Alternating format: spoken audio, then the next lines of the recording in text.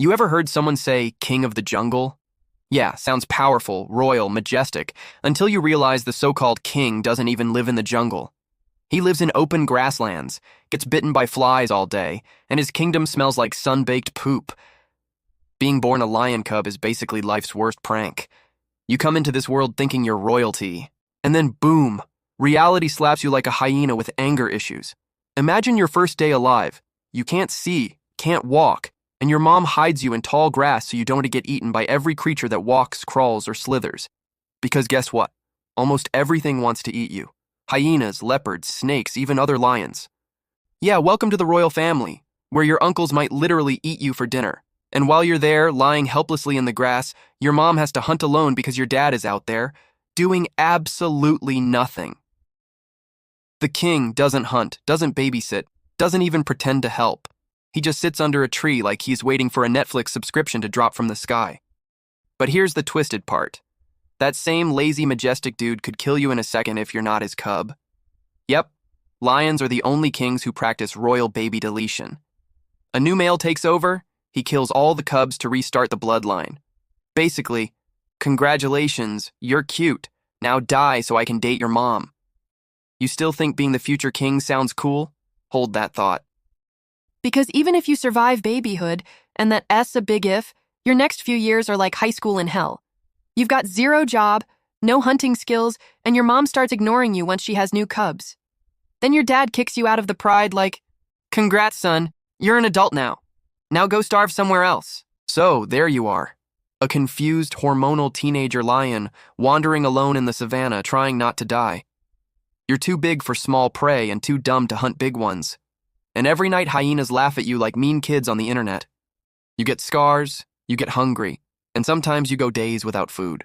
You start eating dead animals you did not even kill, basically living that dumpster diver lifestyle, royal edition. And every sunrise feels like a challenge. Will today be the day you get your meal? Or become someone else's? But somehow, you survive. You grow stronger. Your mane comes in. You start feeling that king energy. Until, surprise, another male lion shows up who is twice your size and twice as angry. You fight. It's brutal. Blood, claws, roars echoing through the savannah. And if you lose, you don't just lose the fight, you lose your pride, your cubs, your legacy, everything. The new king takes over, kills your babies, and kicks you out. It's like Game of Thrones, but everyone's naked and starving. And if you win? Congratulations, your majesty. You get your pride, your territory, and your temporary glory. But now the clock starts ticking. Every single day, some younger lion is training in the shadows, dreaming of taking your crown. You're not a king. You're a placeholder in a murder tournament. Even food isn't free. Your lionesses hunt for you, sure, but they also eat first. So sometimes the king of the jungle ends up fighting his own wives over the last zebra rib. That's not royalty, bro. That's just desperate buffet behavior. Oh, and don't forget, nature doesn't care about your title. One broken tooth, one bad leg, one infected wound, and it's over. The scavengers are already watching, waiting. Even the vultures are like, ah yes, the king's last meal and himself. And the funny part? Humans still romanticize lions like they're gods of the wild. Kids grow up thinking lions live like Simba, happy, powerful, singing songs with meerkats. In reality, Simba would have been eaten before the first chorus of Hakuna Matata. So yeah, being the future king of the jungle sounds glamorous, but it's just a royal scam. You inherit power, danger, and constant anxiety. You're born into a world that wants you dead, and when you finally become the ruler, the universe hands you a timer. Because out there in the golden fields of Africa, every roar is both a victory cry and a death announcement. Every fight you win just gets you closer to the one you'll lose, but hey, that's the life of a king, right? You rule until you bleed, you fight until you fall, and in the end, your throne becomes someone else's hunting ground. So you've fought, bled, roared, and finally become the king of the jungle. Congrats, your majesty. Your reward? A lifetime subscription to pain, paranoia, and unpaid child support. Because the second you sit on that throne of bones, the universe whispers, enjoy it while it lasts. Every sound in the distance, every rustle in the grass, and could be your next challenger warming up for the murder Olympics. You don't sleep peacefully, you nap in paranoia. You wake up to the sound of hyenas laughing and instantly have an existential crisis. Are they laughing at me or for me? Spoiler alert, it's both. You see, being king does not mean safety. It means you've officially become the most hunted VIP in the savannah. Everyone wants a piece of you, literally. You're not admired, you're a moving target with an expensive haircut. Your mane, that glorious golden fluff that screams, "I'm powerful." Yeah, it's basically a "please attack me" sign. It makes you hot in the sun, heavy in fights, and really easy to spot when you're trying to be stealthy. It's like going into battle wearing a disco ball on your head. And here is where it gets darker. Your enemies don't even come one by one. Sometimes a pack of hyenas, 30 or 40 of them, surround you, laughing like cracked up demons. You roar, they mock. You lunge, they scatter. And then they come back when you're too tired to stand. It's not a fair fight. It's death by comedy.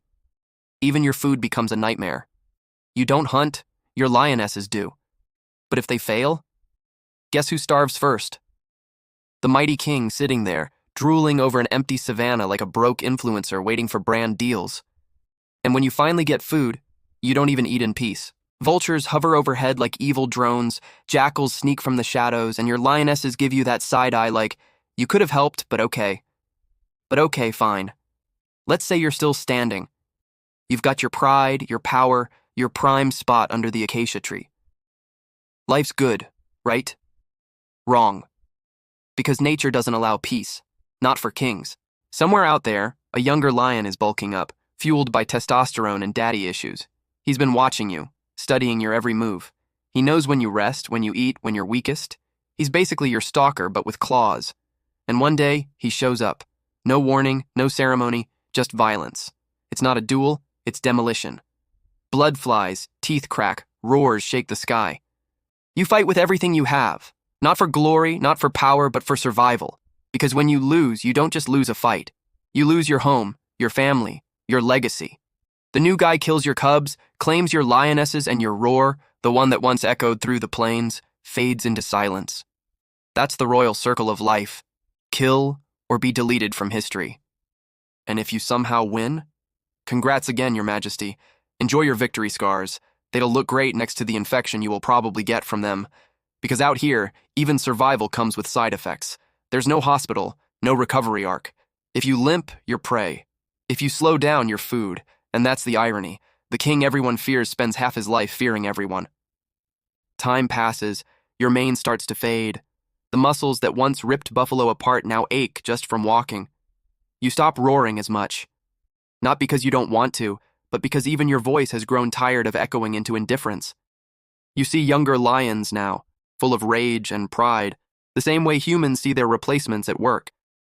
You watch them fight, chase, roar, and you know your time is over.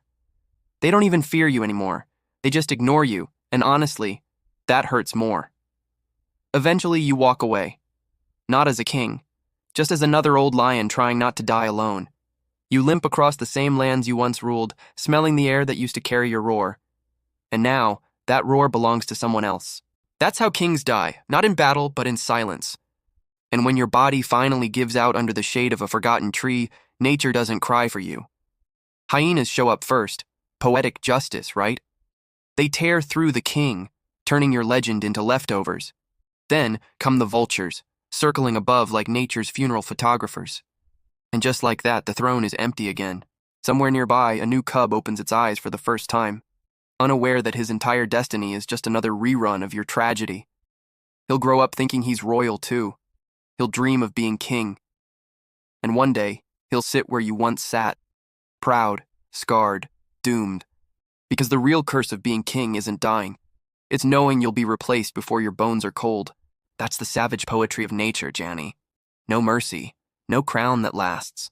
Just survival, loud, messy, temporary.